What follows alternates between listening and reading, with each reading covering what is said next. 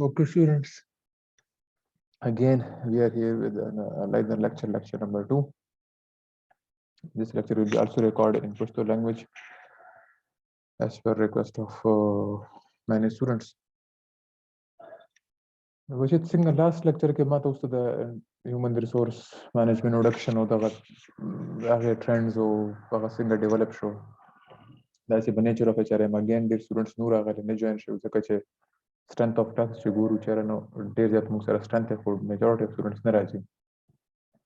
Class था आगे या job issues भी या timing issues भी summary issues भी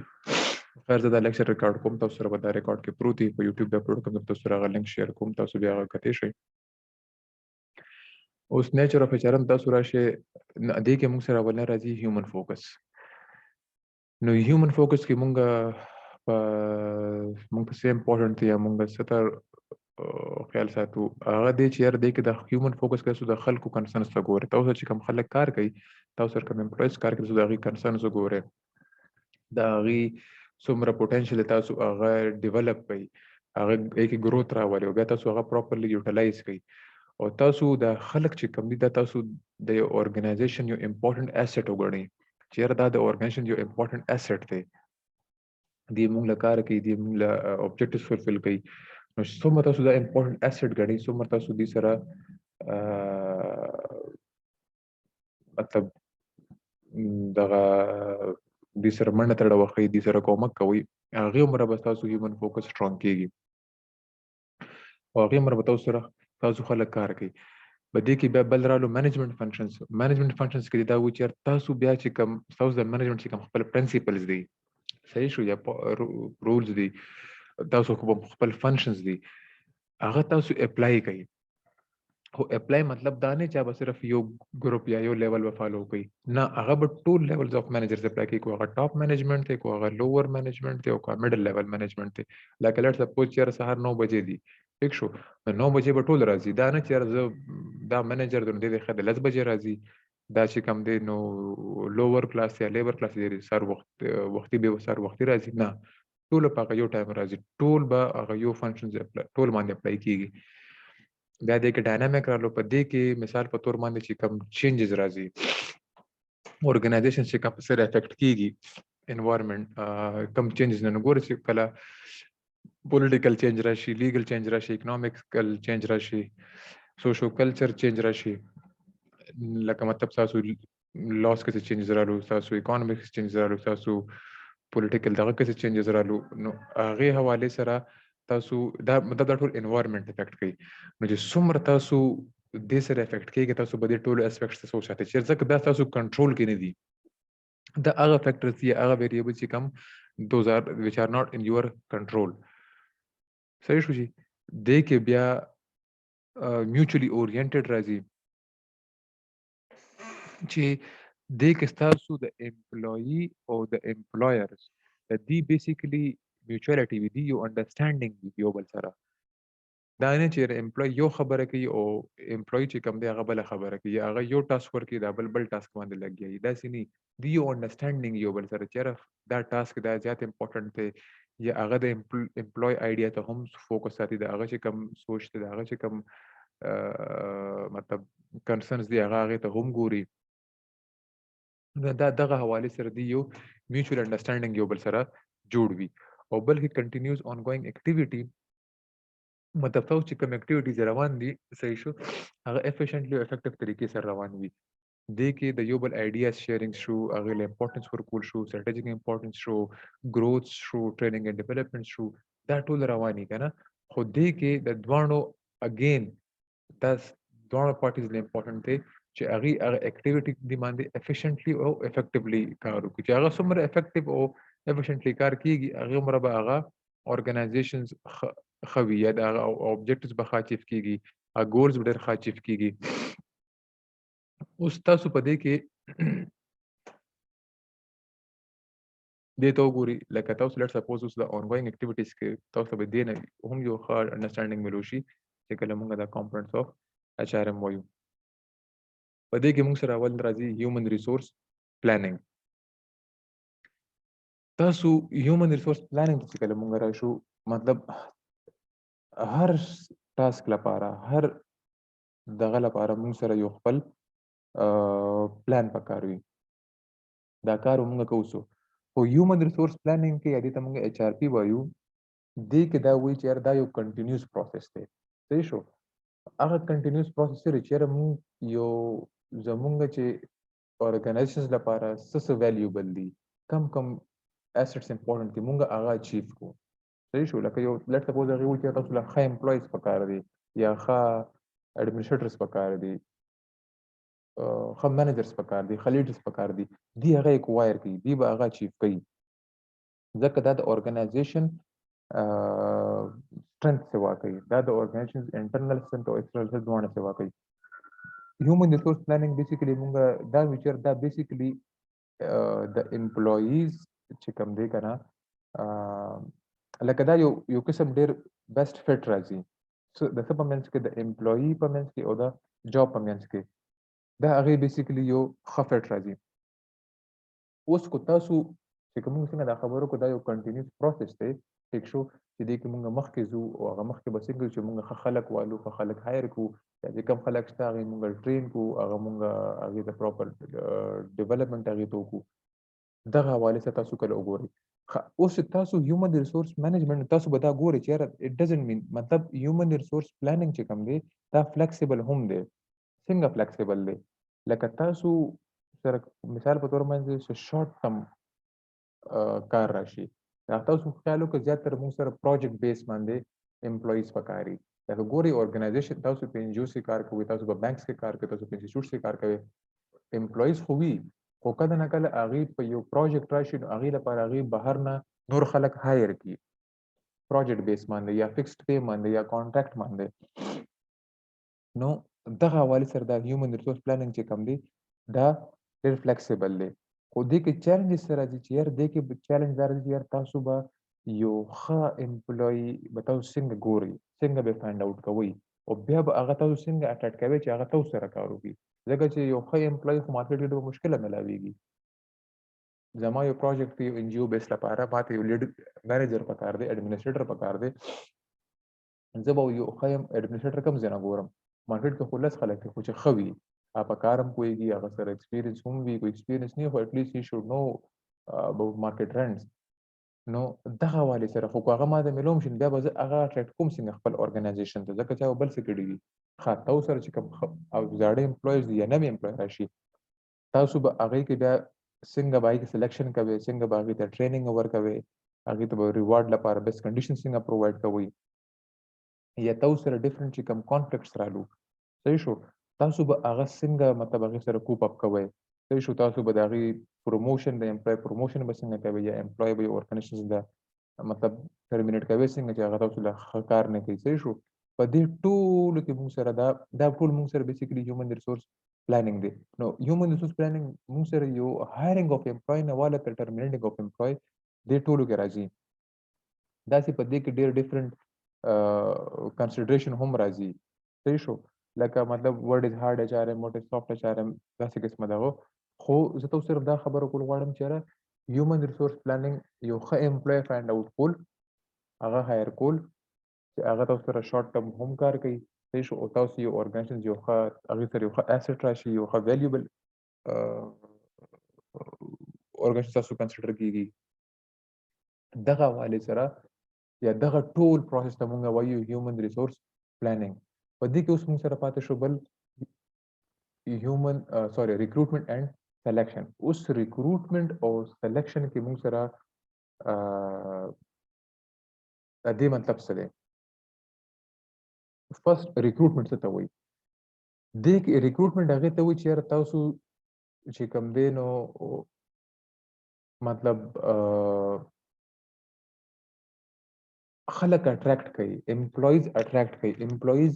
یا نور خلک تاسو انګیج کوي. په څه کې انګیج کوي چې یاره هغې اپلایان وکړي، تاسو په هغې کې سرچینګ شروع کوئ. صحیح شو. چې تاسو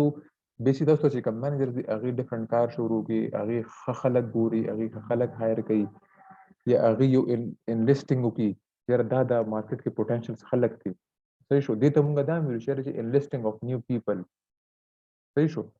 یا دې ته مونږ دا هم ویلو چې یاره چې انکریز in number of potential candidates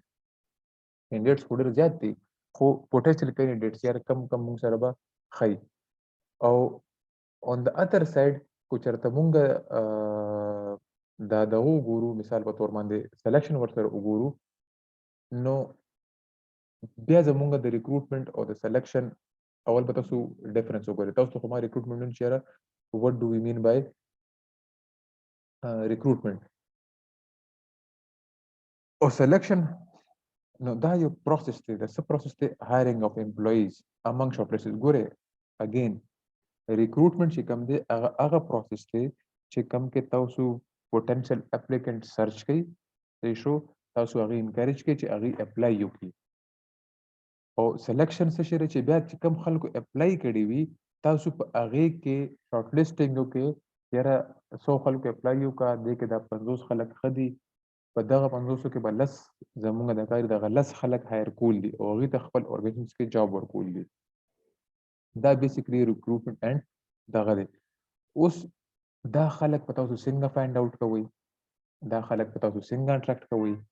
دا خلک په څنګه تاسو سلیکټ کوئ لکه لیټ سپوز یو اورګنایزیشن دی هغه یو اډ ورکو چې یاره ما ته ایڈمنسټریټر په کار دی چې هغه په انجو سیټر کې کار کړی یو کونی کړي خو دغه دا ډیګري وي نو تاسو سره ډېر خلک اپلای کوي خو تاسو وته وي چې نه دغه په ایچ آر کې ډیګري وي هیومن ریسورس مینجمنټ کې دغه ډیګري وي نو تاسو صرف د ایچ آر خلک په فایند اوټ کوي ځکه تاسو له هغه خلک اپلای کوي چې دا چې هیومن ریسورس ویلي وي نو چې هغه څومره هیومن ریسورس ویلي وي هغه عمر به تاسو ته ښه خلک را پیدا شي بیا سلیکشن حواله سره موږ خبرو کو نو بیا تاسو چې کله لس شل 50 خلک اپلای وکړي نو بیا هغه کې تاسو بیا دوباره سکروټنی وکړي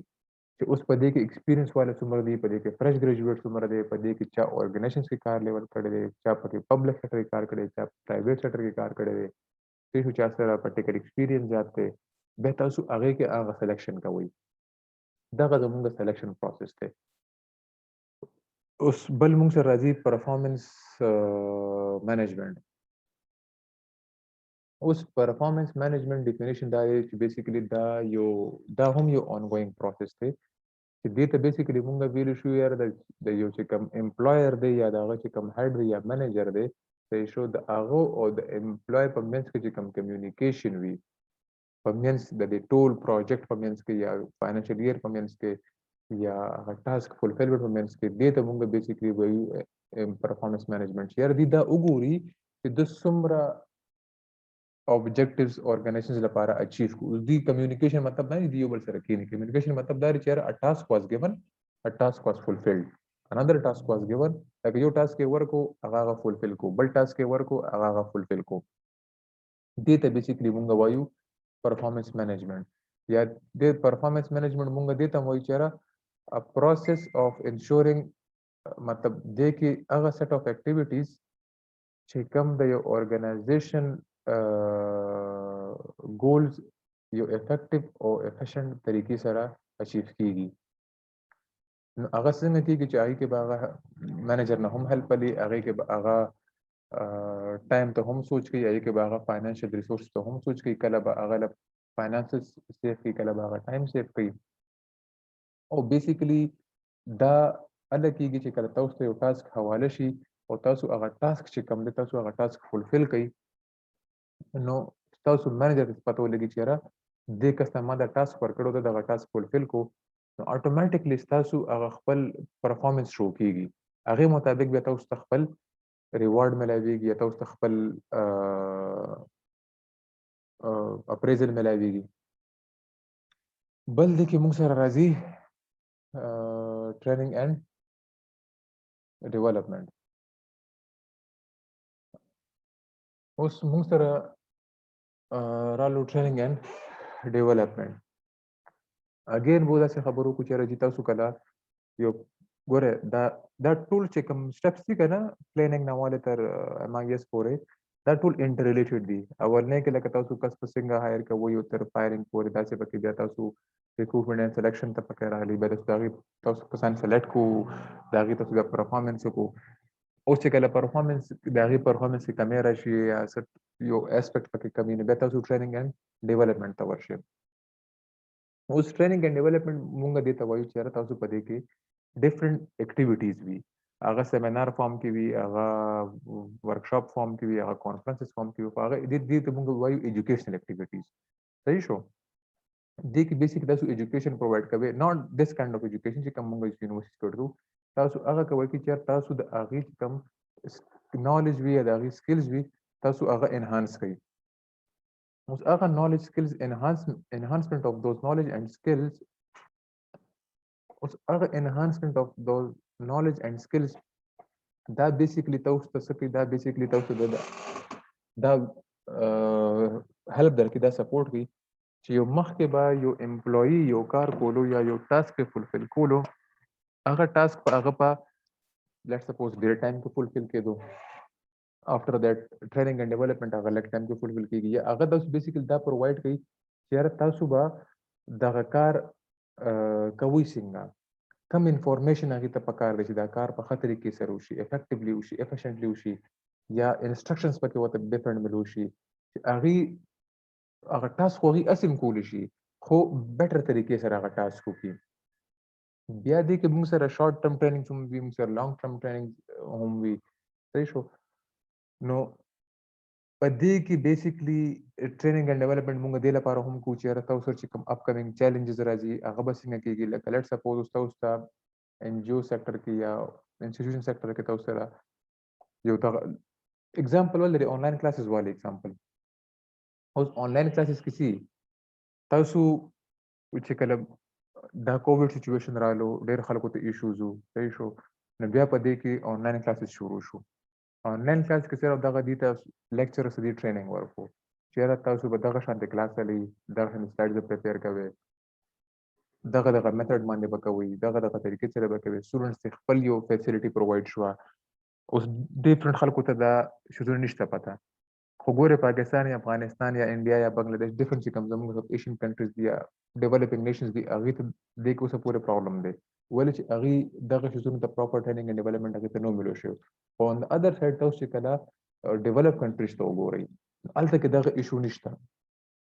هغې ته مخکې نه ټریننګ اینډ ډیولپمنټ ملو شوی دی. نو دیټس وای هغې ته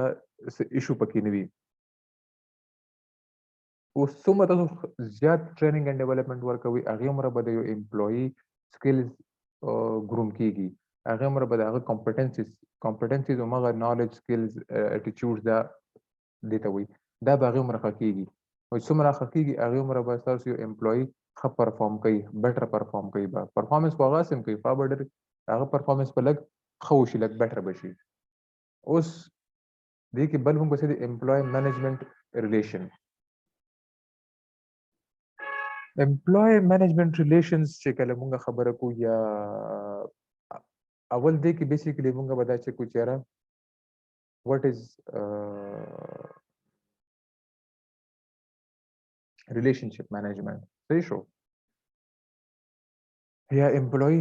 بلکې دا هم یو کانسپټ دی. امپلوي ریلیشنشپ مینجمنټ دې کې بیسیکلی دا داسې یو پروسس دی چې دې کې تاسو ریلیشنشپس ان ان ارګنایزیشن مینیج کوئ. هغه ریلیشنشپ د چا وي؟ هغه ریلیشنشپ د ارګنایزیشن او د امپلویز وي، هغه ریلیشنشپ د امپلویز او د بل امپلوي وي، هغه ریلیشن د منیجرز او د امپلویز وي، د سبارډینیټ اینڈ د باس وي. ډیفرنٹ لیولز کې وي، سیم لیول کې وي. لکه لیټ سپوز د ټاپ لیول میډل سره د ټاپ لیول لوور سره څه ریلیشن دی، د میډل لوور سره څه دی، او د ټاپ بل ټاپ سره څه دی. صحیح شو؟ لکه تاسو خپل باس سره څنګه ریلیشن دی او تاسو خپل کولیګ سره څنګه ریلیشن دی، او بیا تاسو ارګنایزیشن سره څنګه ریلیشن، تاسو ارګنایزیشن سره څومره لویل یې. په دې کې بیسیکلی دغه ویل کېږي this is what we call employee relationship management. دا دې کې اوس دا وی چې یاره امپلوي چې کوم دی که نه هغه د پکار چې هغه پروډکټیو وي. نو چې هغه پروډکټیو وي هغه له پکار دی یو ښه پراپر ورکینګ انوایرمنټ کنډیشن، چې هغه هغه انوایرمنټ پکار دی چې هغې کې هغه کار کولی شي. مطلب هغې کې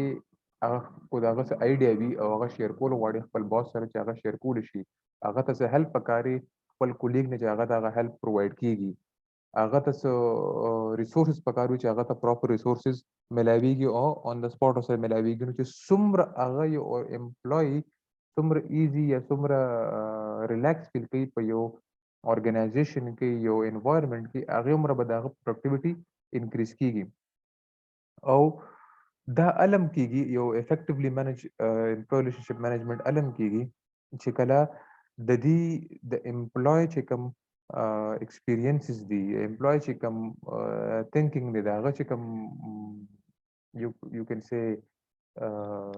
ویز اف کمیونیکیشن دی، هغه یو ښه طریقې سره فولفیل کیږي، هغه تاسو ایشوز پکې نه راځي، هغه تاسو هرډلز نه راځي، نو چې څومره هرډلز کم وي، څومره کانفلیکټ اف انټرست کم وي، هغه عمره به هغه امپلوي یو افیکټیو طریقې سره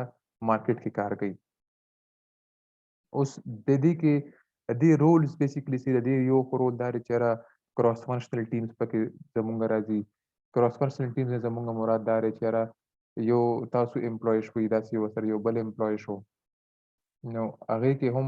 لکه د بل ډپارټمنټ امپلویز تاسو څنګه کار کوئ، تاسو لیټ سپوز فاینانس ضرورت دی، نو تاسو ته فاینانس ډپارټمنټ به تاسو سره ښه کومک وکړي، تاسو له آن د ټایم ریسورسز درکړي. داسې ډفرنٹ ارګنایزیشنز دي هغه تاسو له سپورټ درکوي. بل پکې د سوشل انټریکشن تاسو انکریج کوئ، ډفرنٹ میټینګز وي، ډفرنٹ یو کین سے داسې سیمینارز وي، تاسو اکټیویټیز ټیمز کې ورکوي، تاسو هغه اکټیویټیز یو بل سره کوئ، تاسو چې کوم دی نو دغه ته مونږ وایو سروس تاسو کوئ، هغه سروس کې تاسو ډفرنٹ انټریکشنز راځي. دغه حوالې سره زمونږ امپلوي ریلیشنشپ مینجمنٹ انکریز کیږي. اوس پاتې شو موږ سره مینجمنٹ انفارمیشن سیستم MIS چې کوم څه ته مونږ وایو. اوس MIS چې کوم دی هغه بیسیکلی انفارمیشن دا بیسیکلی ډیسیژن میکینګ لپاره استعمالیږي چې دې کې څومره تاسو ډیسیژن میکینګ ښه وي یا دې کې څومره تاسو خپل دغه کولی شئ، مطلب تاسو سره څومره انفارمیشن وي هغې عمر تاسو ښه ډیسیژنز اخیستی شي، هغې عمر تاسو خپل ښه کار کولی شئ، هغې عمر تاسو خپل رولز فولفیل کولی شئ. مثال په تور باندې MIS ته دا ویل کېږي چې دا هغه انفارمیشن سیستم دی صحیح شو چې کم کې تاسو ډیسیژن اخیستی شئ، کم کې تاسو کوارډینیشن کولی شئ خلکو سره، کم کې تاسو ارګنایزیشنز کې کنټرول کولی شئ، کم کې تاسو مثال په تور باندې انفارمیشن مینیج کولی شئ، کم کې تاسو ټیکنالوژي مینیج کولی شئ، کم کې تاسو ډفرنٹ پروسیسز مینیج کولی شئ. خو د ارګنایزیشنل کانټیکټ سره دغه ته مونږ وایو مینجمنٹ انفارمیشن سیستم. دا خو یو جرنل دغه دی، خو که مونږ اکیډمیک یا لټریچر پوینټ اف ویو سره ګورو، د بیسیکلی انفارمیشن مینجمنٹ سیستم چې مینجمنٹ انفارمیشن سیستم سوري هغه MIS چې کوم دی هغه بیسیکلی د خلکو سټډي ده، سټډي اف پیپل دی صحیح شو، سټډي اف پیپل، سټډي اف ټیکنالوژي، سټډي اف ارګنایزیشن. تاسو په دې کې خلک سټډي کوي، تاسو په دې کې ټیکنالوژي سټډي کوي، تاسو په دې کې ارګنایزیشن سټډي کوي او تاسو د هغې ریلیشنشپ یو بل سره ګورئ. چې څنګه مونږ د امپلوي ریلیشنشپ مینجمنټ وکړو، تاسو دې کې د امپلویز ریلیشنشپ یو بل سره او ارګنایزیشن سره، داسې په دې کې مونږ د دې خلکو سټډي کوو، داسې مونږ د دې ټیکنالوژي سټډي کوو، کومه ټیکنالوژي پکار ده، دا ټیکنالوژي د دې امپلویز لپاره څنګه بینیفیشل دی، دا ارګنایزیشن د امپلوي لپاره څنګه بینیفیشل دی، دلته به دې څنګه کار کوي، د دې ټولو سټډي ته مونږ وایو مینجمنٹ انفارمیشن سیستم. دغه کسان چې کوم دي دی څنګه کوي، دی بیسیکلی تاسو میکس چې کوم دغه دی بینیفټ دی انویسټمنټ لحاظ نه هغه دی میکسیمایز کوي، ځکه چې هر ارګنایزیشن ډیفرنٹ انویسټمنټ کړی وي، چې څومره هغه انویسټمنټ کړي هغې عمر هغه میکسیمایز کیږي. هغه څنګه مینیمایز کیږي، ځکه چې دی نو چې یاره کم کنډیشنز کې مونږ انویسټمنټ کوو، دی نو چې کم کنډیشنز کې مونږ ټاسک فولفل کوو، دی نو چې کم کنډیشنز کې مونږ کار کوو. دې نه علاوه مونږ سره د MIS ډفرنٹ پرپزز دي یا ډفرنٹ ټایپس دي، خو د دې مین چې کوم پرپز دی هغه دا دی چې یاره تاسو ته یو نیسسري انفارمیشن ملو شي یا منیجر ته نیسسري انفارمیشن ملو شي یا او سپروایزر ته چې او په ډیفرنٹ لیولز باندې لکه ټاپ لیول میډل لیول او په لوور لیول مینجمنت باندې چې هغه فنکشنز پراپرلی اورګنایز کی هغه په هغه باندې پراپر کنټرول کی هغه لا پراپرلی پلانینګ وکي دا بیسیکلی ته وی مینجمنت انفارمیشن سیستم په دې کې اوس موږ سره پاتې شو ایچ آر ایم پروسس اوس ایچ آر ایم چې کوم پروسس دی دا بیسیکلی دې ته موږ وایو چې په دې کې تاسو نیو خلک په څنګه اټریکټ کوئ تاسو به څنګه ښه خلک الئ ټیلنټډ خلک په الئ چې هغه تاسو سره تاسو اورګنایزیشن کې گروث راولي تاسو ورک فورس ښه کړي انرجیټک مطلب دا چې تاسو یو امپلوي ښه کار کوي او تاسو هغه ریوارډ ورکوي یا پریس کوي دغه شانتي به هغه بیا هغه ټیم به موټیویټ کیږي هغه پوره ټیم به ښه کار کوي او د ایچ آر ایم پروسس یو بیسیک یا د ایچ آر ایم یو خپل مین ګول یا بیسیک ګول دا هم دی چې تاسو اورګنایزیشن د پرفارمنس کیپاسټي ښه کړئ انکریز کړئ هغه څنګه انکریز کړئ چې کله تاسو هیومن کیپټل انکریز کړئ مطلب تاسو سره هغه خلک راشي چې کم کمپټنټ وي کم سکلز وي کم سر نالج وي چې تاسو هغه خلک زیات الئ هغه عمر به تاسو پرفارمنس زیات کیږي هغه عمر به تاسو اورګنایزیشن ډیولپمنٹ زیات کیږي دې کې بیسیکلی موږ سره درې responsibilities وي یو دی attracting a quality workforce B developing a quality workforce or C maintaining a quality workforce اوس تاسو یو responsibility څه دی اولنې ښه ورک فورس په تاسو څنګه اټریکټ کوي ښه خلک په تاسو څنګه اټریکټ کوي تاسو هغه ته پیکیجز ښه ورکوي تاسو سره خپل امپلوي سیستم ډیر ښه دی تاسو هغه ته بینیفټس ورکوي صحیح شو دویم ډیولپینګ ا کوالټي ورک فورس تاسو د هغه ډیولپمنٹ څنګه کوي تاسو کم ټریننګز تاسو پرووایډ کوي هغه ته کم فیسیلیټیز پرووایډ کوي او درېمنه مینټینینګ ا کوالټي ورک فورس the employee or the employees relationship the employee or the bel employer like a different co-worker relationship colleagues سره کوي دا څومره ښه دی conflicts پکې څنګه minimize کړي شي دا درې شیزونه چې کله موږ سره نو په دې کې به تاسو دا یو درې ریسپانسیبিলিټي دی اشاره مو دا تاسو څومره ښه فولفل کوي هغه مر به تاسو اورګنایزیشن پرفارمنس کیپاسټي زیاتېږي اوس اټریکټینګ اگین هیومن ریسورس پلانینګ په دې کې راځي چې کومه کمپوننټس وي اټریکټینګ کې هیومن ریسورس پلانینګ او امپلوي ریکروټمنټ اند سلیکشن راځي ډیولپینګ کې څنګه راځي ډیولپینګ کې امپلوي اورینټیشن ټریننګ اند ډیولپمنٹ او performance appraisal like a performance management or training and development راځي او maintaining a quality workforce په دې کې موږ سره employee relationship management او management information system راځي دغه دې کې د career development د work life balances compensation benefits retention او دغه ټول شیزونه په دې کې راځي دې کې لکه تاسو وګورئ سٹار طرف نه هر یو ته 6 سٹارز لګېدلي چې هر یو څومره امپورټنت دی planning څومره امپورټنت دی بیا ریکروټمنټ څومره امپورټنت دی سلیکشن څومره امپورټنت دی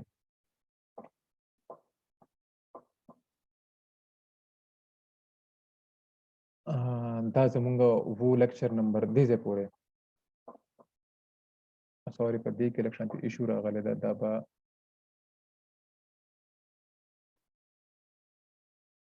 دا د ډیولپینګ quality workforce پکې څنګه راځي ټیک شو چې دې کې دا هر یو امپورټنت څومره دی او maintaining a quality workforce دا پکې څومره امپورټنت دی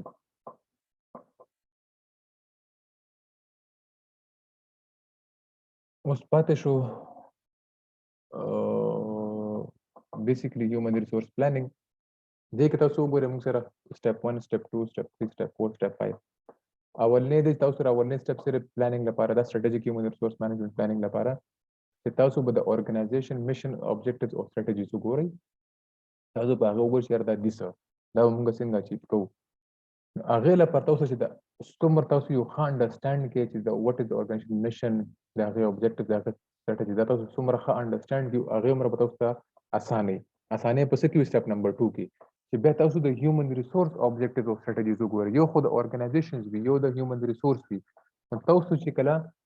د اورګنایزیشن پته ولګي تاسو به بیا د هیومن وګورئ څنګه موږ مخکې خبره کړې تاسو د هیومن ریسورس مینجمنت او د اورګنایزیشن تاسو پالیسیز او دا تاسو چې ورسره څومره انټیګریټ کړئ هغه عمر به هغه ښه کار کوي دینه پس موږ سره راځي سټپ نمبر 3 سټپ 3 کې تاسو وګورئ چې موږ سره چې کوم کرنٹ امپلویز دي دا هغه لیول باندې دي ته موږ دا ټاسک ورکول شو نشو ورکولې ټیک شو کو ټریننګ اینڈ ډیولپمنٹ سره کیږي یا څومره خلک په پکاري نور یا څومره خلک شته موږ سره د دې کوالیفیکیشن وایز دا ټاسک په دې فلفل کولی شي نشي فلفل کېدی او بل طرف ته سټپ نمبر 4 د فورکاست چې تاسو به نور څومره خلک پکاري کله هم پکاري او څنګه خلک هم پکاري د دې 3 او د 4 تاسو یو کمپیریزن وکړئ نو کو په 3 باندې کار کیږي تاسو 4 نه کوي تاسو ډایرکټ راځي سټپ نمبر 5 ته او کو په 3 کار نه کیږي تاسو سټپ نمبر 4 ته ځئ صحیح شو او هغه نه پس به تاسو راځي 5 ته اوس 5 کې موږ تاسو یار چې دې کې بیا موږ یو ډیفرنٹ پلانز جوړ کوو هغه پلانز مطابق چې کم خلک دي چې یاره موږ ته خلک راشي او موږ ایڈورټایزمنټ وکړو موږ جاب اوپننګ وکړو ډېر خلک اپلایز وکړي هغه پراپر ریکروټمنټ پکې وشي یا پکې سلیکشن وشي بیا ټریننګ اینډ ډیولپمنٹ وشي بیا کمپنسیشن اینډ بینیفټس وشي بیا لیبر مینجمنٹ ریلیشنشپس پکې وشي دې ټول پوینټس ته موږ وایو سټریټیجیک هیومن ریسورس پلانینګ چې تاسو د اورګنایزیشن میشن اوبجیکټیوز دا سری تاسو دا انډرسټانډ کې بیا تاسو دا چې کوم خلک تاسو سره کار کوي امپلویز بیا تاسو د هغې پالیسیز د هغې پرنسپل تاسو وګورئ تاسو هغه انډرسټانډ کې دې کې دننه څومره انټیګریشن شوی تاسو هغه وګورئ هغې نه پس تاسو سره کم خلک دي څنګه خلک دي دغه کار کولی شي نشي کولی او چې هغه کمپلیټ شي هغې نه پس تاسو بیا لاړ شئ 4 نمبر ته چې زمونږ نور څومره خلک پکار دي کو ان کیس پکار وي او څنګه خلک هم پکار دي په څه ټایم هم پکار دي هغې نه پس تاسو هغه پلان جوړ کړئ تاسو اوپننګ ورکړئ تاسو پکې بیا ریکروټمنټ سلیکشن ټریننګ اینډ ډیولپمنټ او دغه ټول چیزونه وکړئ دې ځای پر تاسو بل لیکچر و چې هوپفلی دا هم موږ کلاس کې اغشتی وو اگین مینی سټوډنټس پکې نور راغلی نو یو سمري مې جست تاسو له درکړه چې تاسو یو اساني وشي تل تاسو په دې کې څه کوېسچنز دي تاسو بیا کال کولی شئ نمبر په ګروپ واتساپ ګروپ کې پروت دی تاسو هغې باندې موږ سره ډسکشن کولی شئ